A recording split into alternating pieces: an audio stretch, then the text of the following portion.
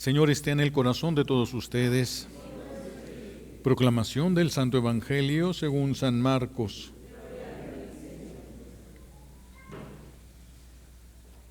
En aquel tiempo, Jesús dijo a sus discípulos: cuando lleguen aquellos días, después de la gran tribulación, la luz del sol se apagará, no brillará la luna, caerán del cielo las estrellas, y el universo entero se conmoverá. Entonces verán venir al Hijo del Hombre sobre las nubes con gran poder y majestad. Él enviará a sus ángeles a congregar a sus elegidos desde los 4 puntos cardinales y desde lo más profundo de la tierra a lo más alto del cielo. Entiendan esto con el ejemplo de la higuera. Cuando las ramas se ponen tiernas y brotan las hojas, ustedes saben que el verano está cerca. Así también, cuando vean ustedes que suceden estas cosas, sepan que el fin ya está cerca, ya está a la puerta. En verdad que no pasará esta generación sin que todo se cumpla. Podrán dejar de existir el cielo y la tierra, pero mis palabras no dejarán de cumplirse. Nadie conoce el día ni la hora, ni los ángeles del cielo ni el Hijo, solamente el Padre. Palabra del Señor. Recibimos la bendición con la palabra de Dios.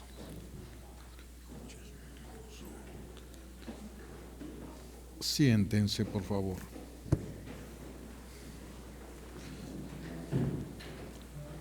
Gracias.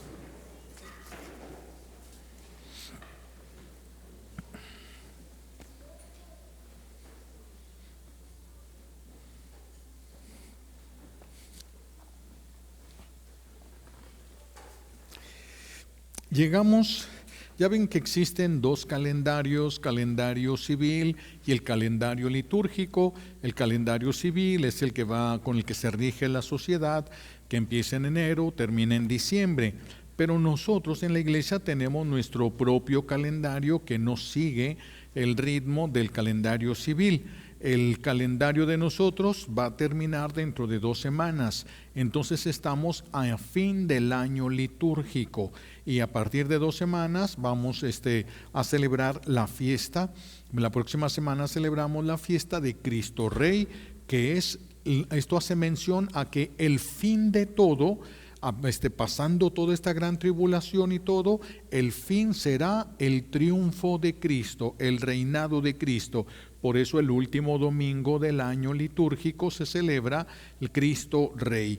Pero ahorita, como estamos en estas 2 últimas semanas antes de terminar este año, entonces se está lleno de textos, abundan los textos apocalípticos, donde nos hablan de estas grandes desastres nunca antes vistas.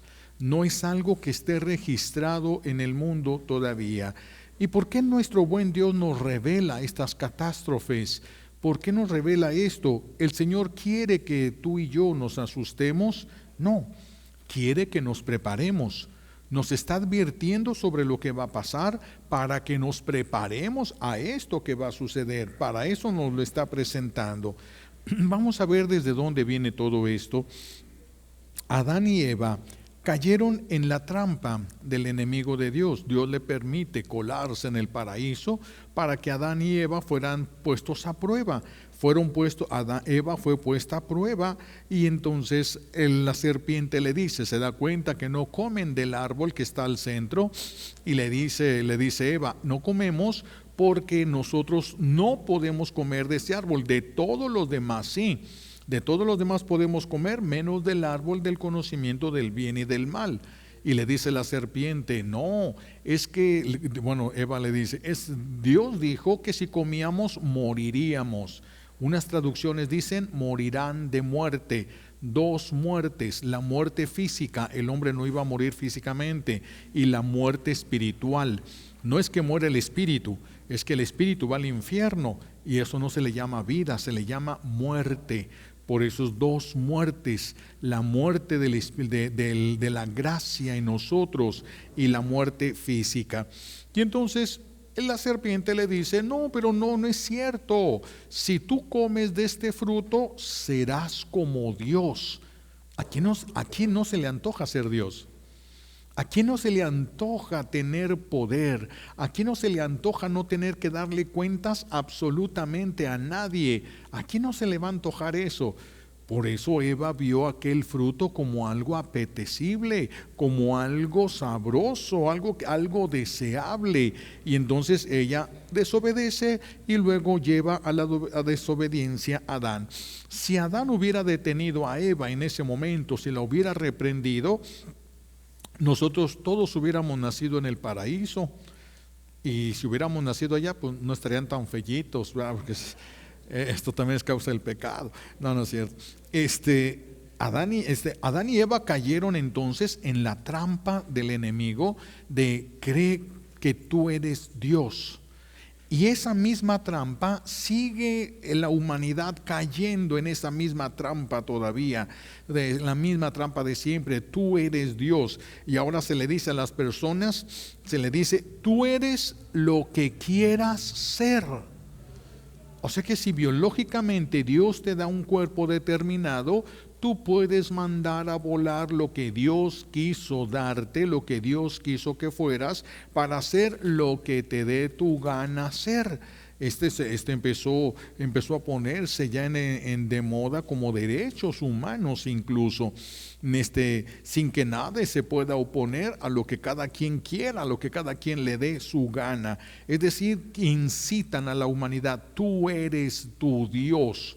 Tú eres tu Dios, debes de vivir para ti. A ti nadie te debe de tocar, a ti nadie te debe de hacer sufrir, a ti nadie. Tú eres Dios, tú eres todo. Han llevado allá. Y por eso tantas personas que se han desviado en su manera de pensar y han vivido para ellos. Hace poco les platicaba la otra vez también, estaba viendo un video. Hicieron un concurso de esos de los que levantan pesas, y había un hombre con un cuerpo muy bien delineados todos los músculos, y él estaba orgullosísimo de su cuerpo, disfrutaba cómo tenía su cuerpo. Debieron ser horas y horas y horas y horas en el gimnasio, horas y horas y sacrificios de no comer lo que no debería y de todo, horas y horas. Pero yo me quedé pensando, ¿y cuando se muera, le podrá presumir a Jesús sus músculos? ¿Podrá hacer las figuras ahí delante de Jesús? Le va a avergonzar ese tiempo, porque lo utilizó para sí, no lo utilizó para Dios. Este es el pecado, que tú seas tu propio Dios. Miren, para ir al cielo es necesario indispensablemente querer. El que no quiera ir al cielo no va a poder ir al cielo. Es indispensable querer ir al cielo. Pero ¿alguien ahorita querrá ir al cielo? ¿Se acuerdan de aquel ejemplo que poníamos? Si Jesús ahorita se nos presentara aquí y les dijera, ¿quién quiere venirse ahorita mismo conmigo sin pasar por el purgatorio? ¿Quién quiere venirse ahorita mismo conmigo al cielo? Vámonos. La mayoría se quedaba. Ni gratis se irían al cielo. ¿Quién quiere ir al cielo? ¿Quién quiere ir al cielo? Es tremendo. Y el que no quiere no va a obtener. Si alguien no se quiere convertir, no se va a convertir. Si alguien no quiere cambiar, no va a cambiar. Le digas lo que le digas, le pongas enfrente lo que le pongas enfrente. El que no quiere cambiar, no va a cambiar porque no quiere, no porque no pueda. Y si alguien no quiere, Dios le va a respetar su libertad, Dios le va a respetar su voluntad. Nadie va a entrar al cielo si no quiere ir al cielo. Si no quiere ir al cielo. Por eso nuestro buen Dios le ha buscado por la buena para que nosotros queramos ir al cielo. Con bendiciones y con cosas ha querido llevarnos al cielo. Pero ¿está acercándose la gente más a Dios que antes? No. ¿Se están llenando los templos más que antes? No, al contrario, se están vaciando los templos. Entonces, ¿quién quiere ir al cielo? ¿Quién quiere ir al cielo? ¿Qué es lo que va a hacer Dios? ¿Qué es lo que va a hacer nuestro buen Dios? Va a permitir el sufrimiento como lo permitió en el hijo pródigo. en el hijo pródigo que estuvo allá entre los puercos hasta que le cayó el 20. ¿Cómo es posible que yo esté aquí entre puercos, queriéndome comer hasta la comida de ellos? Y en la casa de mi padre, el criado que gana menos tiene pan de sobra en su mesa. Hasta que ya no aguantó el sufrimiento, tocó fondo, como se le dice de otra manera, y ya fue cuando tomó la decisión: me levantaré y volveré a mi casa. Es lo que nuestro buen Dios va a hacer. Nosotros ya no hemos querido entender por la buena, entonces va a permitir el sufrimiento, porque a través de ese sufrimiento va a rescatar a muchos. Va a rescatar a muchos el Señor. Así como el hijo pródigo, repito, a través del sufrimiento o por causa del sufrimiento regresó. Muchos van a regresar cuando vengan estos tiempos, cuando se manifiesten en todo su esplendor estos tiempos apocalípticos. Es una medida todavía que el Señor tiene para tratar de rescatar a los que todavía se puedan rescatar. Por eso cada año vamos a estar meditando, la iglesia nos invita a meditar cada año al final del tiempo litúrgico, al final del año litúrgico, que nos invita a recordar que hay un tiempo difícil que va a llegar. No sabemos cuándo, no sabemos, sí sabemos los efectos y podemos ver a nuestro alrededor que ya se acercan estos tiempos y que tenemos que estar preparados. ¿Qué es lo que dice Jesús hoy? Jesús nos dice hoy que primero habrá una gran tribulación. Gran tribulación. ¿Qué significa tribulación? Tribulación significa dolor. Habrá un gran dolor. Ahora, ¿cuál es el dolor más grande que nosotros podemos llegar a sentir? ¿Cuál es el dolor más grande? La pérdida de los seres queridos. No hay dolor más grande para nosotros que la pérdida de los seres queridos.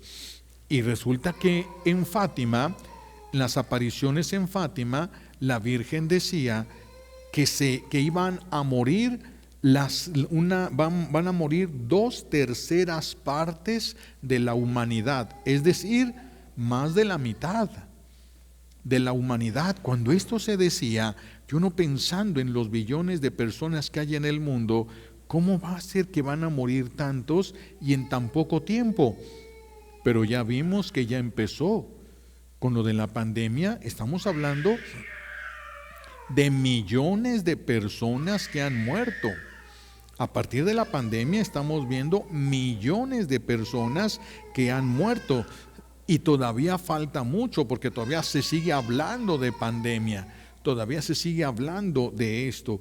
Y ya lo estamos viendo eso que se profetizó allá en Fátima, ya lo estamos viendo aquí nosotros.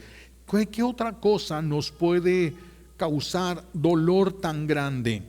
La pérdida de la libertad, que todavía no se alcanza a percibir, pero se está llevando a cabo en todo el mundo. Ya hay países donde ya se perdió totalmente la libertad. Hay países donde ya se perdió, no existe manera de tener ni siquiera poquita libertad.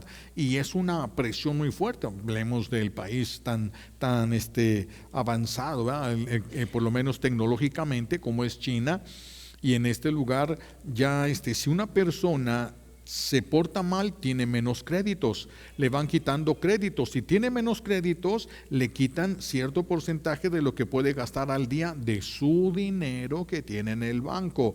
Y si se porta mal, entonces empieza a salir en los carteles de la ciudad quienes tienen los créditos más bajos. E incluso hay aplicaciones para que si alguien que tiene un crédito muy bajo esté cerca de ti, suena tu alarma y te retires, para que no te juntes con alguien que tiene créditos bajos y te los vayan a bajar a ti. Y entonces ellos están regulando hasta las amistades, las acciones, todo. Y es un país de una tecnología muy avanzada, muy avanzada. Entonces ya se está dando en otros países la pérdida de la libertad, y no solamente ahí.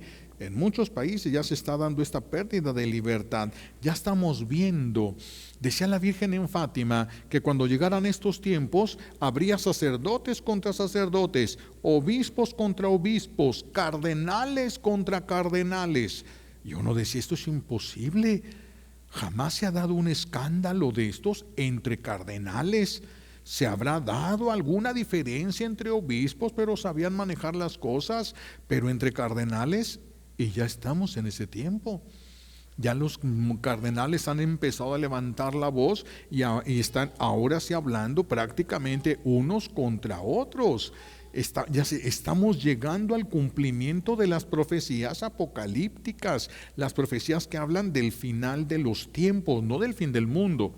No estamos hablando del fin del mundo, el mundo le falta muchísimo, pero el fin de los tiempos, el fin de los tiempos. Y dice Jesús que después de la gran tribulación, es que algunos piensan que sufren mucho ahorita. No, mis hijos, si Dios no interviene, en unos cuantos años toda la humanidad va a saber lo que es sufrir. Si Dios no interviene, en unos cuantos años, no muchos, unos cuantos años, y ya no sería ni vida todo lo que nosotros conocemos, ni va a ser el mundo como ahorita se le conoce. Esto va más allá de lo que muchos se pueden imaginar. Pero bueno, y el Señor dice que después de la gran tribulación, a esto le va a seguir que habrá una gran obscuridad, se apagará el sol, se apagará el sol. Acuérdense que el libro del Génesis es un libro eminentemente simbólico. Sin embargo, hay cosas que son literales y hay cosas que son simbólicas. Y entonces por eso es muy difícil de interpretar el libro del Apocalipsis, porque puede ser que interpretes literal algo que era simbólico o interpretas como simbólico algo que era literal y ya no te van a dar las profecías. Pero, ¿qué significará entonces esto de que vendrá una gran oscuridad, que se apagará el sol? ¿Será que se pudiera apagar el sol? Dios tiene un poder absoluto sobre lo que Él ha creado. Un poder absoluto sobre lo que Él ha creado. A nosotros nos respeta la libertad, pero todo lo demás, a los ángeles y nosotros nos respeta la libertad, pero todo lo demás, Dios tiene un poder absoluto. Y si nos vamos al Antiguo Testamento, 3.500 años atrás, 3.500 años, vamos a encontrarnos a Josué, aquel hombre que siguió como caudillo de Israel después de que murió Moisés. Encontramos a Josué y entonces Josué está en guerra. En aquel tiempo las guerras tenían una ley.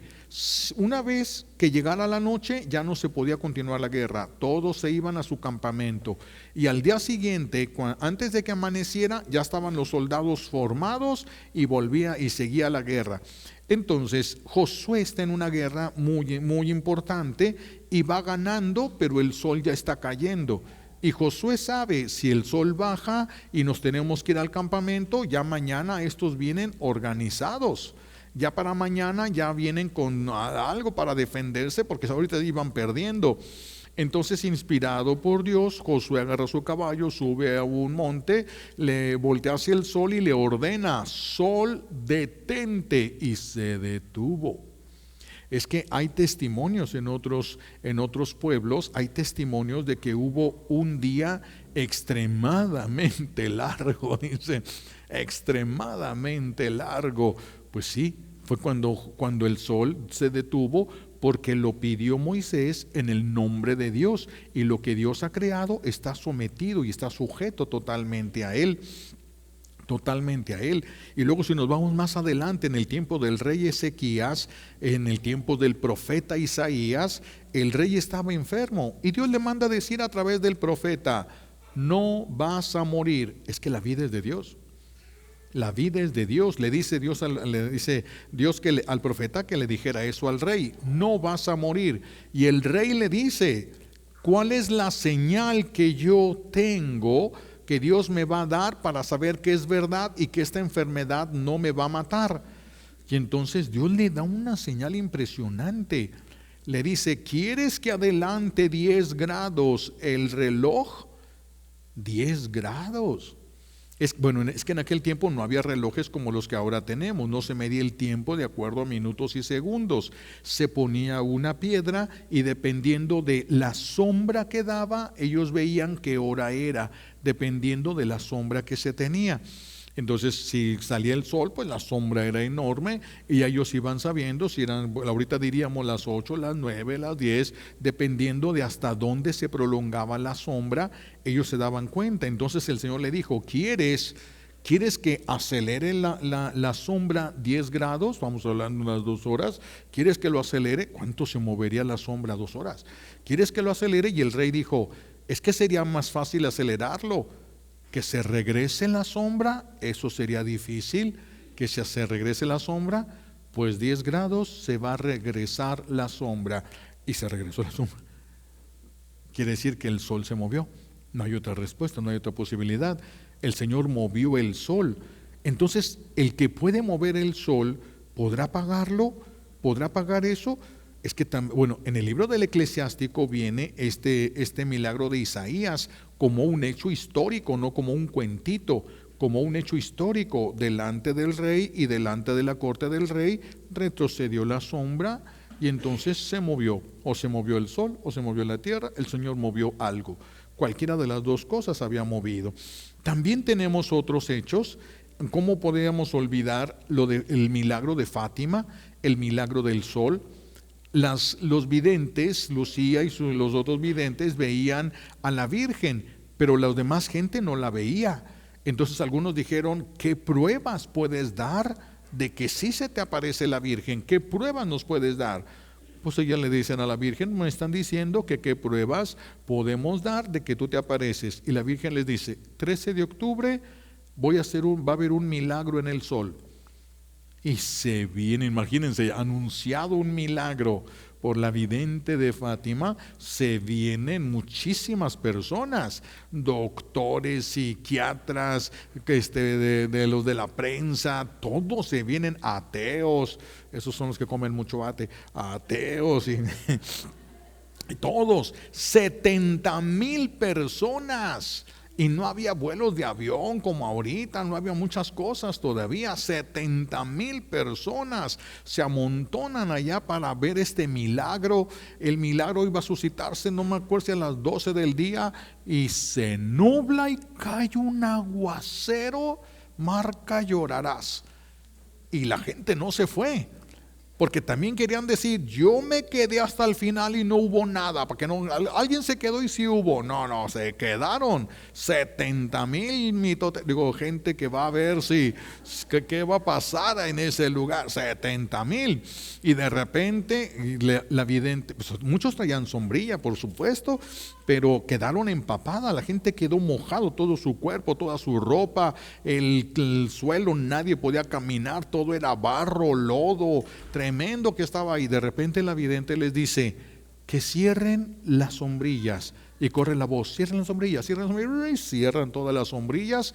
De repente se abren las nubes y está el sol brillando. Eso puede suceder, ya ha sucedido muchas veces. Se abren las nubes y se puede ver el sol, pero empieza el sol a girar, a dar vueltas. Se le llama la danza del sol. El Señor me ha concedido la gracia de verlo, se mueve. Si uno ve el sol directamente, te quema la retina, te quedas ciego, es imposible ver el sol. Pero cuando el sol danza, puedes verlo sin que te lastime, sin que te ciegue nada. Y se mueve el sol, y a veces figuras se forman dentro del sol, pero no está uno encandilado. Estuviera uno encandilado, sería normal, pero no, y gira.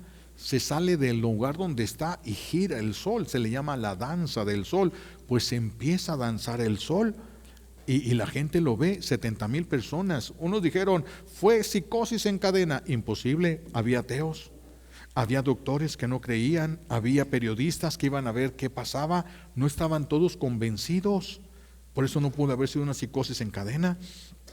No pudo haber sido eso. Y empieza, después de que el sol está girando, está danzando, se detiene y pareciera que se lanza sobre la tierra, se empieza a hacer grande, grande, grande, como que se empieza a acercar y todos empiezan a gritar, a llorar, caen de rodillas. Yo creo que hasta algunos se han de haber hecho del baño ahí, porque de plano el miedo, todos pensaron que ya era el fin del mundo, ya todo se iba a acabar, porque ya el sol se venía encima, gritan muchos y de repente el sol se detiene, se regresa a su lugar como si nada hubiera pasado. Y todos se dan cuenta que su ropa está seca. Nadie sintió un calor extraordinario, nadie sintió nada de eso. Y la ropa, nada húmedo, ni siquiera húmedo, ni la tierra. Los que estuvieron ahí antes tienen fotografías y todo. La gente agarraba tierra y la podía espolvorear y salía el polvo porque estaba seco. Todo quedó seco. Todo quedó seco. Por eso fue un milagro que hasta el mismo Vaticano aceptó como milagro. Y es bien difícil que se acepte un milagro. Es muy difícil. Se busca por todos los medios si hay una posibilidad física o química de que suceda y se descarta como milagro. Y aquí nadie pudo decir nada. Nadie, muchos se inventaron, unos dijeron, es que fue un polvo cósmico que pasó entre el sol y la tierra y por eso ellos vieron eso. 100 años y no ha vuelto a ver polvo cósmico. No pueden demostrar. Nunca lo había pasado, nunca había pasado eso y nunca volvió a pasar. ¿Cómo demuestran que es natural si eso no lo pudieron demostrar? 70,000 personas fueron testigos de esto. 70,000 personas. Entonces, ¿Dios podrá apagar el sol? Sí. Si Él quiere puede hacerlo esto literal. Lo puede apagar y luego lo puede prender. ¿Eso es normal? No. ¿Sería lógico? No. ¿Tendría alguna explicación científica? No. Pero si Dios lo dice, sucede. Si Dios lo apaga, y si Dios lo quiere, lo vuelve a prender. Para Él no hay ningún problema. Pero como es el Apocalipsis, entonces puede tener también otras interpretaciones, ya no tan literales. Puede ser que el sol se apague porque una serie de volcanes hicieran erupción, volcanes grandes. Ya ha sucedido que volcanes enormes han hecho erupción, el humo de los volcanes tapan los rayos del sol por días y semanas, y como no llega el sol a la tierra, se secan todas las plantas, se mueren todas las plantas. Cuando se mueren todas las plantas, se mueren los animales. No hay animal, los que comen plantas se mueren, y los que se comen a los que comen plantas ya no tienen que comer y se mueren, y si no hay plantas ni animales, también el ser humano se empieza a morir.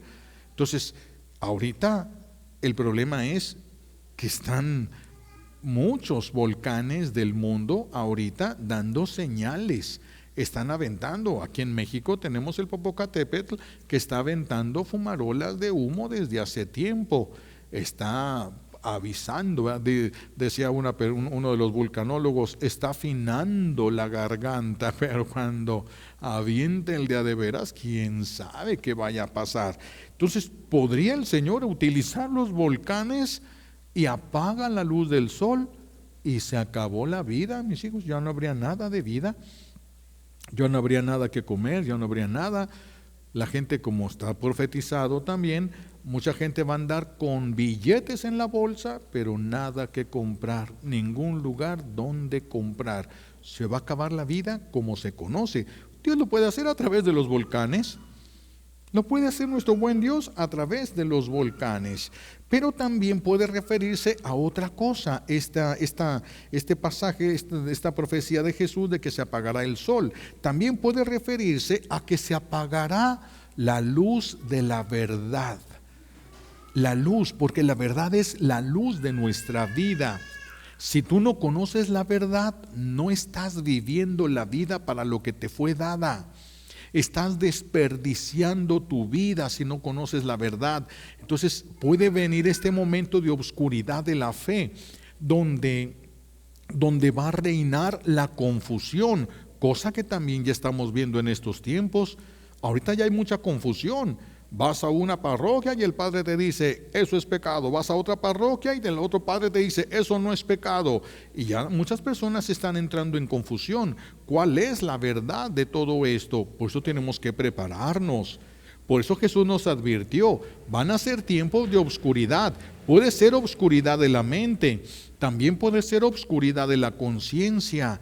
¿Cuál es el camino? ¿Esto es pecado o no es pecado? Y ya nadie sepa si le tiene que pedir perdón a Dios o no le tiene que pedir, si esto es natural o no es natural, si tiene que pedir perdón a la persona o no tiene que pedir perdón a la persona, porque es peligroso que te mueras sin pedir perdón. Si te mueres sin pedir perdón, no vas a entrar al cielo hasta que seas perdonado o pagues con fuego en el purgatorio o en el infierno. Pues no es cualquier cosa. La confusión de la conciencia y la confusión de la mente son terribles, te están exponiendo a una condenación eterna, y esto puede referirse, el Señor, se apagará el sol. A Jesús en el Antiguo Testamento se le mencionaba a Dios como el sol de la justicia. Se apagará el sol. Entonces es cuando la gente buscará y ya no va a encontrar. Va a buscar a Dios. Ahorita no lo buscan, la mayoría no lo buscan. De los que vienen a misa, más de la mitad no comulgan. En la mayoría de las parroquias bajó lo de las comuniones muchísimo. Van a misa, pero de que digan lo buscan, se están convirtiendo, no, para nada. Van a misa, pero siguen su misma vida de pecado, tranquilitos, a gusto, en su confort. Pero cuando esto se apague, ¿qué van a hacer? ¿Qué va a pasar con todas estas personas? Va a reinar la confusión, la oscuridad de la mente, la oscuridad de la conciencia. Cuando ya no se conozca la verdad, ya no se entienda, ya no se pueda distinguir la verdad, van a ser momentos durísimos, durísimos. Pero estamos hablando de tiempos apocalípticos. Por eso tenemos que prepararnos, tenemos que estar bien firmes en la doctrina. ¿Cuál es la verdad? No mi verdad, no lo que yo quiero creer. ¿Cuál es la verdad? Y la verdad es una persona, es Jesús, Él es la verdad. ¿Qué es lo que tengo que hacer? Ese es el camino, solamente hay un camino. Jesús dijo, yo soy el camino, yo soy el camino, la verdad y la vida. Por eso el que no lo conozca no va a poder tener vida eterna. Él es la vida, y el que no lo recibió no va a haber recibido la vida. Esta es la guerra apocalíptica. Esta es la guerra que comenzó en el cielo, donde fueron expulsados los ángeles que se rebelaron y fueron, dice el libro del Apocalipsis, fueron arrojados a la tierra. Aquí en la tierra es donde se va a llevar a cabo el combate final. Ya están vencidos. No es a ver quién gana esta guerra, no. Ya están vencidos por Jesús en la cruz. Aquí nada más van a ser atados, van a ser encadenados y van a ser expulsados de este mundo. Cuando sean expulsados, regresa el mundo al paraíso. Ya no va a haber infidelidades, ya no va a haber odios, ya no va a haber divisiones, ya no va a haber vicios, ya no va a haber pecado, ya no va a haber quien te ponga la tentación, ya no va a haber. Todos los ángeles caídos y las almas de los que se condenaron, todos van a ser encadenados en el infierno. Aunque alguien los invoque, aunque alguien todavía se atreviera a hacer algún ritual de ocultismo, ya no van a poder responder. Ya no van a poder responder, van a estar atados, van a estar encadenados, ya no van a poder responder. Y aquí es donde se va a formar el paraíso terrenal nuevamente, y una era de 1000 años, que también puede ser un número simbólico, y puede ser menos tiempo y puede ser más tiempo, porque puede ser simbólico. Pero después de que pase todo esto, cuando se ha vencido el enemigo y cuando el reino de Dios se ha implantado en la tierra y ya nadie le tenga que enseñar a nadie, ya no va a haber catequistas, porque ya nadie le va a tener que enseñar a nadie las cosas de Dios. Todos van a conocer a Dios viendo la santidad de sus padres, como ahorita quisiéramos, ¿verdad? Porque todavía esto no se está viendo aquí, pero hacia allá nos dirigimos. Entonces, no se trata, por eso no se trata de llenarnos de miedo y de cosas, porque luego empieza el enemigo a desviarnos con nuestra preocupación lícita. ¿A quién no le va a dar miedo todo esto? Empieza a desviarnos, y entonces muchos le tienen miedo a esa tribulación y piensan que la tribulación va a consistir en una guerra nuclear. va a haber una guerra. Sí, por supuesto que la va a haber, está profetizada, pero ellos piensan que va a ser una guerra mundial, pero va a ser una guerra atómica. Y entonces mandaron a hacer búnkers.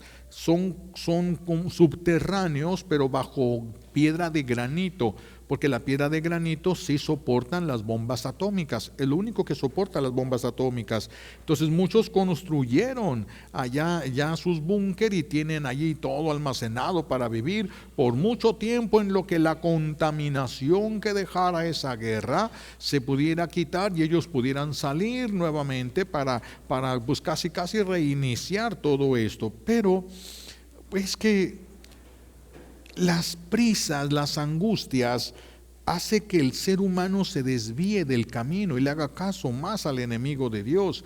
La protección para esos tiempos apocalípticos es la santidad, que Dios te guíe, que Dios te diga dónde tienes que estar y qué tienes que estar haciendo. Si tú ya te sabes dejar guiar por Dios, ya la hiciste. Pero si no te sabes dejar guiar por Dios, vas a tomar decisiones en un tiempo de confusión. Vas a tomar decisiones en un tiempo de confusión. Vean, ahorita, por ejemplo, nuestros hermanos allá en España que acaban de sufrir en Valencia toda aquella inundación sin precedentes, es una de las ciudades más grandes de España. Y viene esta inundación y arrasó con todo, sin precedentes, jamás habían tenido algo así. Algunos de ahí, de España, seguramente habían escuchado todas estas cosas, y seguramente algunos, como algunos de aquí de México que yo conozco, han de haber comprado, ya tenían agua, todo tipo de cosas. Yo les platicaba, un amigo me llevó a su casa y me dijo como que nada más yo iba a saberlo. Dentro de su casa tenía un lugar escondido, privado, alguno que no se veía a simple vista, no se veía que allí había algo. Y entonces él puso ahí una cosa, abrió y me enseñó. Era un cuarto lleno de alimentos y de cosas. ¿Se imaginan todos los de Valencia que ya tenían su agua, sus alimentos, sus cosas ahí enlatadas y todo? Vino esta inundación y se acabó. En algunos casos se acabó la familia y en otros casos se acabó todo lo que tenían allá adentro. No es la preparación. Entonces no tenemos que tener este tipo de precauciones. Yo creo que sí. Por ejemplo, ya ahorita, ya lo habíamos dicho antes, ya ahorita aquí en México tenemos un desabasto impresionante de medicina. Impresionante el desabasto de medicamentos. Por eso hay cosas que sí se tienen que ir cuidando y almacenando. Aunque con cuidado eso se tiene que hacer, porque los medicamentos tienen fecha de caducidad, pero hay un desabasto, ya lo hay ahorita un desabasto de medicamentos, y todavía no estamos en el culmen del apocalipsis, estamos entrando al apocalipsis. Hay gente que todavía cree que sufre porque no conoce lo que es ese momento culmen del apocalipsis, no lo conoce. Y por eso les digo, la protección verdadera para esos tiempos es la santidad. Y no es porque a mí se me ocurra. Fíjense lo que dice el Apocalipsis capítulo 3 versículo 10, lo que dice el Señor ahí. Puesto que has sabido esperar en mí, guardando mi palabra. ¿Qué significa guardando mi palabra? Cumpliendo la palabra, obedeciendo lo que el Señor pide que hagamos. Repito, puesto que has sabido esperar en mí guardando mi palabra, yo también te guardaré de la hora de la prueba. El Apocalipsis, esa es la hora de la gran prueba.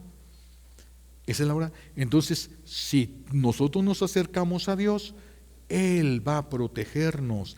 Él sí puede hacer que una persona ni cuenta se dé del sufrimiento que haya a su alrededor. Él puede hacer muchas cosas. Si una persona ahorita trabaja su fe, si una persona trabaja ahorita en la santidad, no importa si no llega, te encuentra el Señor en el camino, que el Señor va a ayudar al que necesite la ayuda. Pero eso sí, En ese tiempo de tribulación, el que trabajó su fe no la va a perder, porque el que tenga se le dará más para que soporte, y al que tenga poco se le quitará eso poco, que dice el Señor. Sin embargo, en este tiempo en estos tiempos apocalípticos, los que tengan fe no la van a perder y muchos la van a adquirir. Muchos la van a adquirir. El sufrimiento va a ser que muchos quieran regresar a Dios. Por eso viene el tiempo difícil. Dios va a permitir el sufrimiento como una última oportunidad a los que no quieren nada con Él. A ver si no vienes por la buena, a ver si por la mala. Por eso lo va a permitir nuestro buen Dios el sufrimiento. El sufrimiento. Los que sean fieles van a tener muchas ventajas, por supuesto. Muchos de los hijos de los que sean fieles, de los que alcancen la santidad, a lo mejor sus hijos ni cuenta se den que pasaron por esta gran tribulación. Ni cuenta se den. El Señor puede hacer esto, el Señor puede hacer, pero los que ahorita desprecian las cosas de Dios, los que ahorita viven sin fe, no se confiesan, no comulgan y abrazan el pecado, pues ¿qué es lo que va a hacer el Señor? Permitir que sufran para que puedan pagar su pecado y así puedan alcanzar misericordia, para que paguen su pecado y así puedan alcanzar misericordia. Fíjense nada más, por eso es que muchos van a sufrir, y los que van a sufrir, ni quien les quite ese sufrimiento, ni quien se los quite. Por eso ya no es tiempo de estar en pecado. Ya no es tiempo ya no es tiempo de decir al cabo que me confieso. Es que va a haber un momento en el que ya no va a haber ni para dónde voltear, ya no va a haber nada de esto. Entonces es un llamado de nuestro buen Dios que se nos hace el día de hoy, y que les invito a que nos llevemos para trabajar esta semana en nuestras casas. ¿Qué tan preparados están tú y tu familia para estos tiempos? ¿Qué tan preparados están? Porque la vida es para eso. El que no está preparado utilizó la vida para lo que no era. Por eso le va a costar más trabajo y va a sufrir más y va a correr más riesgos. El que utilice la vida para lo que es, dichoso. Dichoso el que utilizó la vida para esto, para prepararse para estos tiempos apocalípticos. Dichoso. Y el que no. A ver, ahora les pregunto a los papás, a las mamás, si ustedes se mueren, sus hijos que se van a quedar en este mundo, ¿están preparados para lo que van a tener que enfrentar? ¿Tienen una fe firme como para que no la vayan a perder? Tienen que pensar, porque si la fe que como tú la viviste no te alcanza para salvarte, qué doloroso va a ser que sepas que vas al infierno y que detrás de ti van a ir tus hijos, porque están acostumbrados a vivir como tú les enseñaste, despreciando las cosas de Dios. ¿Cómo le podemos hacer si hemos perdido mucho tiempo y los hijos ya no se tiene el control sobre los hijos? Sean santos, busquen la santidad, tomen en serio la santidad. Si ustedes caminan hacia la santidad, Dios por sus amigos hace maravillas. ¿Cuántas veces lo hemos dicho aquí?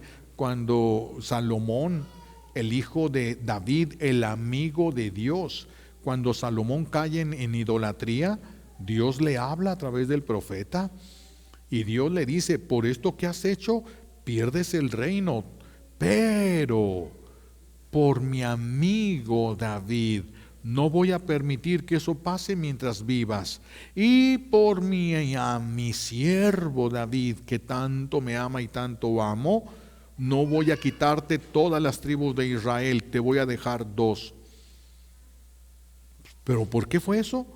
¿Se lo ganó Salomón? No, no se lo ganó. La amistad que su papá tenía con Dios fue lo que alcanzó esa misericordia. Por eso, si ustedes tienen hijos que se portan mal, sean más santos. Si se portan mal, sean más santos, y la santidad es lo que va a enfrentar todo esto que viene. Un bien para ustedes y un bien para sus hijos. Un bien para ustedes y un bien para sus hijos. Pero sí tenemos que detenernos en este final del año litúrgico para pensar Si los acontecimientos se aceleran, entonces en breve tiempo vamos a estar en un sufrimiento muy como nunca se ha visto en la historia. Y estamos hablando de ni siquiera se parece a lo que sucedió en Sodoma y Gomorra, ni siquiera se parece lo que sucedió en tiempos de Noé. Imagínense nada más lo que ha de ser. No podemos ni imaginarnos. No podemos ni imaginarnos, pero nos queda un camino. Un solo camino, mis hijos, y es la santidad. Bueno, ustedes ya lo tienen muy recorrido, ustedes qué, ¿verdad? Pero hay personas que les falta recorrer mucho, que tienen que empezar por la conversión. Se tiene que comenzar por la conversión para después empezar por los caminos de la santificación. Que el Señor nos ayude, nos abra los ojos para ver en qué circunstancias estamos parados, qué es lo que necesitamos hacer, que nos ayude a abrir los ojos y poder abrazar la santificación, que estemos preparados para cuando todo esto suceda, para que no perdamos la fe, ni nosotros ni las personas que amamos, que Dios nos ha confiado. Le pedimos a Dios Padre las gracias que necesitamos por los méritos de Jesucristo en la cruz y por la poderosa intercesión de la Santísima Virgen María al pie de la cruz. Alabado sea Jesucristo.